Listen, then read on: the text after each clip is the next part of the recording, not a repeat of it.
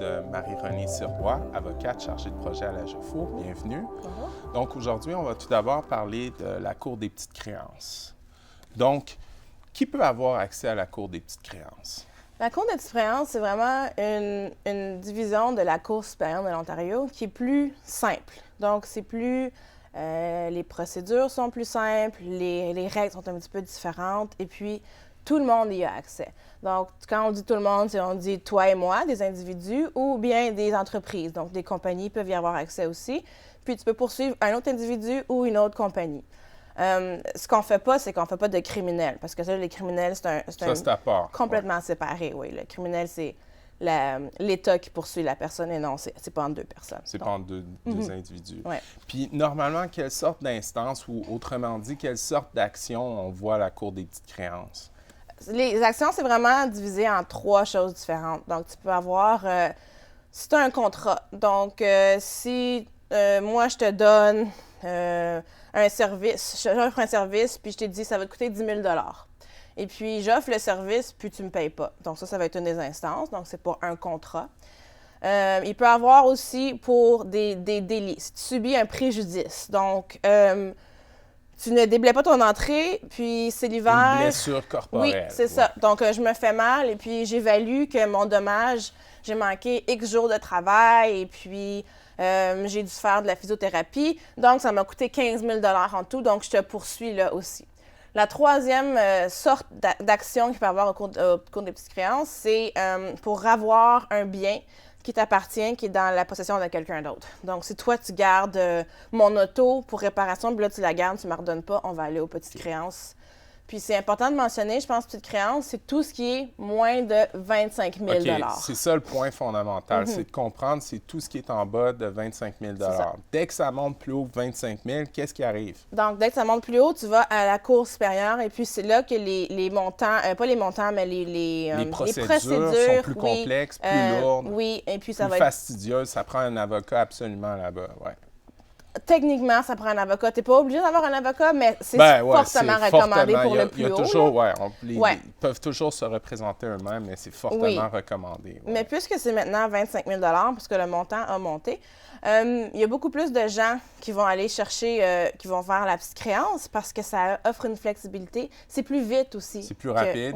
Oui. Donc, stratégiquement, si on comprend bien, il y a des gens qui vont dire qu'il aurait pu demander plus que 25 000 $ de dommages, mais ils vont dire, bon, je vais le mettre à 25 000 pour pas aller à la Cour supérieure, pour aller aux petites créances parce que ça va plus vite, c'est moins compliqué. Exactement. Okay. Il faut se demander si ça vaut la peine. Si tu as 30 ou tu penses que tu es dû... Pour le service, là, c'était 30 000 $.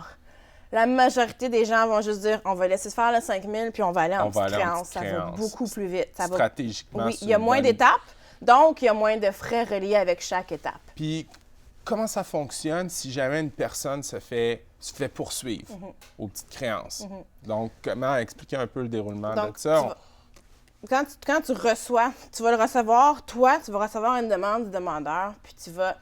La chose la plus importante, puisque tous les spectateurs devraient se rappeler, c'est de ne pas l'ignorer. Ça ne s'en va pas tout seul. Il y a les procédures, les formulaires sont très bien expliqués, puis ça explique justement que la personne a le droit de soumettre une défense. Il y a des délais quand même assez courts. Donc, il faut quand même, dès qu'on le reçoit, il faut se dépêcher.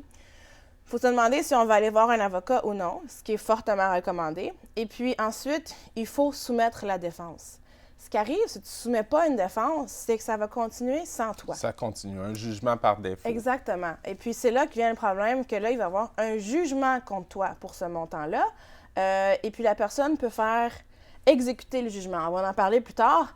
Et puis là, toi, tu vas devoir cet argent-là. C'est prouvé que tu dois cet argent-là parce que tu n'as pas prouvé ton côté. Donc, c'est vraiment important. De réagir face à ça. De ne pas laisser ça aller. Il faut réagir. C'est ça. Parce que comment ça marche, les preuves, c'est que c'est la personne qui a les meilleures preuves qui va gagner la cause. Fait que s'il y a une partie qui a des preuves même un petit peu farfelues, puis l'autre, il n'y en a aucune, bien... Il peut avoir un jugement par défaut. Exactement. Maître Sirois, on va revenir sur le point, c'est important. On a dit que c'est fortement recommandé de se prendre un avocat. Pourquoi? Un avocat ou, aux petites créances, c'est la nuance qui est vraiment intéressante aussi, c'est un parajuriste. Donc, les parajuristes et les avocats, les deux sont régis par le barreau au Canada, donc de l'Ontario. Les deux sont des membres d'un organisme professionnel. Donc, il y a tout ça, le fait qu'ils ont les connaissances, ils ont l'expérience avec les petites créances, ils connaissent très bien les procédures. Et puis, quand on parle de gros montants, si on parle de 25 000 là, ça serait à votre avantage d'aller chercher quelqu'un qui connaît le système, qui connaît comment ça marche, qui va pouvoir rédiger les documents, qui va vous dire quel document, quelle preuve utiliser. Donc, il y a beaucoup de choses. Ne serait-ce que si on ne veut pas avoir l'avocate ou le parajuriste qui va nous représenter pendant tout le déroulement, là, on va aller à travers le déroulement, comment ça fonctionne, mais on pourrait au moins obtenir une opinion juridique. Exactement. On peut aller chercher, voir l'avocat et lui dire, écoute, je suis pas certaine que je vais procéder ou je suis pas certaine si je vais aller avec un avocat, mais je vais quand même avoir une demi-heure ou une heure de conseil juridique pour voir où est mes chances à moi de les succès. Chances de gagner. Puis là, on a dit à nos téléspectateurs qu'on allait les amener dans le déroulement, étape par étape, comment ça fonctionne les petites créances pour les informer. Donc, quelle est la première étape devant les petites créances? La première étape, souvent, on pense que c'est la demande. Mais il faut qu'on recule un petit peu puis qu'on se regarde, il y a un tort ou il y a un problème qui a été fait. Bref, on se dit, puis là, il faut se demander, est-ce que ça vaut la peine de poursuivre ça? Donc, c'est sûr qu'avant de se rendre aux petites créances, on a essayé. Tu sais, si c'est toi que je vais poursuivre, je vais t'avoir envoyé des lettres à l'avance, on va avoir discuté, puis tu refuses.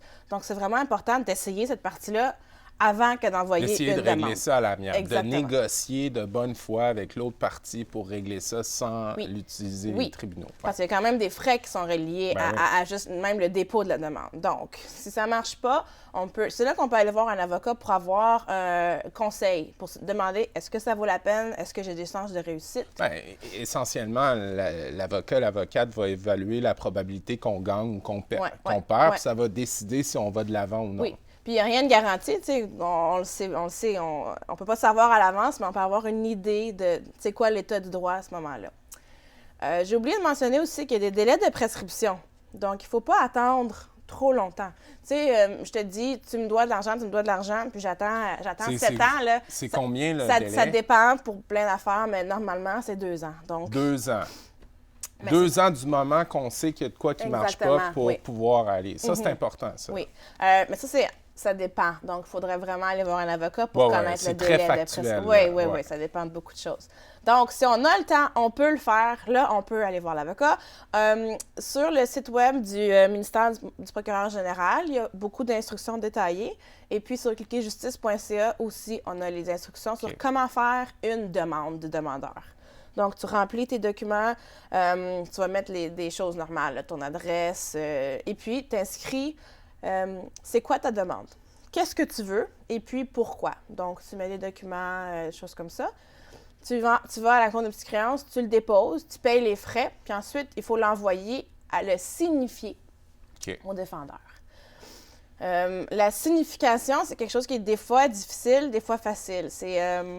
La signification, c'est quand on donne à la personne, on lui dit « Tiens, voici, tu te fais poursuivre pour X choses par telle personne. » Il faut le faire en personne, normalement, à moins des exceptions. Puis c'est là que ça devient difficile quand la personne, tu ne connais pas son adresse ou elle le refuse. Puis c'est là qu'il y a d'autres processus pour aller. On peut aller parler à un juge pour lui dire, écoutez, la personne, elle sauve quand elle me voit arriver. De là vient l'importance d'obtenir des conseils juridiques. Exactement. Parce que si on ne peut pas prouver qu'on a signifié, bien, ça veut dire qu'on n'a pas laissé à l'autre partie la chance de se défendre. Puis là, on arrive à la défense. Oui. Comment ça fonctionne, la défense? La défense, donc, on l'a dit tantôt, il y a des délais spécifiques pour remettre la défense pour que l'autre personne ne puisse pas procéder sans nous. Donc, la même chose pour la défense, on suggère d'aller voir un avocat. L'avocat va vous aider à rédiger la défense, va mettre les documents qui sont là, et puis la même chose, on envoie la défense, et puis la défense doit être signifiée aussi. Donc, c'est là que le processus s'est vraiment commencé. Donc, on a un processus des deux côtés qui vont. Des deux côtés. Ouais. Puis sans rendre ça trop compliqué, le défendeur, il a le droit de faire une demande reconventionnelle qu'on appelle, de dire, ben tu me poursuis, ben moi aussi je te poursuis. Puis en petite créance, ça s'appelle la demande du défendeur. Ah, la demande du défendeur. C'est des Donc, termes vraiment spécifiques. Des termes plus spécifiques, moins compliqués dans le contexte. OK, excellent. Donc, on arrive à la liste de témoins. Comment ça fonctionne, ça? Donc, ce qui arrive, c'est que après, quand tout ça est parti, la Cour nous envoie un document qui nous demande notre liste de témoins. Parce que si on se rend jusqu'au procès, chacun va avoir des témoins. La liste de témoins aide à savoir la longueur du procès. Si chaque partie a un témoin, ça va être beaucoup moins long plus rapide, que 5 témoins de chaque côté. Là, ça va prendre beaucoup de temps. Plus de temps, ouais. Puis maintenant, on arrive on n'est pas encore au procès, c'est important de comprendre ça, on a toutes vu les étapes. On arrive à la conférence en vue d'une transaction. C'est quoi ça? La conférence en vue d'une transaction, c'est un élément vraiment important des petites créances. Donc, c'est là que toutes les parties, donc c'est-à-dire, c'est pas juste ton avocat qui y va, il faut absolument que les parties soient là. C'est au palais de justice et puis c'est devant un juge. Donc, c'est comme un genre de mini-procès, mais ça compte pas. Donc, c'est pas préjudiciable. Ça sera jamais le même juge qu'au procès si on s'y rend. Puis vraiment, Donc, le juge va pas rendre, ou la juge va pas rendre une décision. Là. C'est ça. Il va plus jouer le rôle de médiateur. C'est ça. C'est un peu plus comme une médiation. On veut vraiment aller vers une entente. On veut pas se rendre au procès. Donc, chaque partie va exposer ses faits, va exposer ses preuves, va aussi dire qu'est-ce que ses témoins vont dire, parce que les témoins sont pas là. Et puis là, on essaye de trouver un juste milieu ou une espèce d'entente entre les deux parties. Et puis le juge va faire le rôle vraiment, comme tu as dit, de médiateur. Il va même aller jusqu'à suggérer puis à dire, écoute, toi... Ta cause n'est pas aussi bonne que tu penses. Ça. Mais c'est une particularité importante parce que souvent, les gens, c'est ça qu'ils veulent. Ils veulent se faire entendre. Oui. Donc, on est debout, on parle à un juge, on explique notre côté. Et puis, l'autre partie parle. Puis c'est là qu'on peut entendre, ah, OK... Lui, il a peut-être un petit peu raison là-dessus. Moi, j'ai un petit peu raison. Donc, c'est pas blanc, c'est pas noir, c'est souvent gris. C'est toujours gris. C'est ça le droit, c'est ça qu'on nous enseigne, c'est ça qu'on apprend. Puis maintenant, on arrive au procès. Ça, c'est s'il n'y a pas d'entente. Mais souvent, parce que souvent, la plupart des cas, ça va se régler là, à la conférence. Oui, souvent. Ou juste après. Comme les gens retournent chez eux, ils digèrent qu'est-ce qui vient de se passer, puis c'est là qu'ils se rendent compte de est-ce que ça vaut la peine de continuer, de se rendre à un procès. Parce que là, un procès, surtout quand les avocats sont impliqués, il y a de la préparation pour le procès. C'est pas juste se présenter, ils se préparent, il y a des choses à faire. Et puis, c'est des journées de travail au complet aussi pendant le procès. Donc, il faut se demander, il faut encore payer, après la conférence, un autre montant pour demander une date de procès. Donc, pour vraiment, c'est quand on est certain. Puis c'est là qu'il y a beaucoup de gens qui disent, regarde, on va faire une entente. Donc, on a vu le sommaire du déroulement de comment ça fonctionne aux petites créances. Donc, c'est un processus quand même plus simple qu'à la Cour supérieure qui a été simplifié. Puis, je crois que le point important de se rappeler ici, c'est l'importance de comprendre la conférence là, qui va avoir le lieu. C'est souvent là que tout se règle. Oui.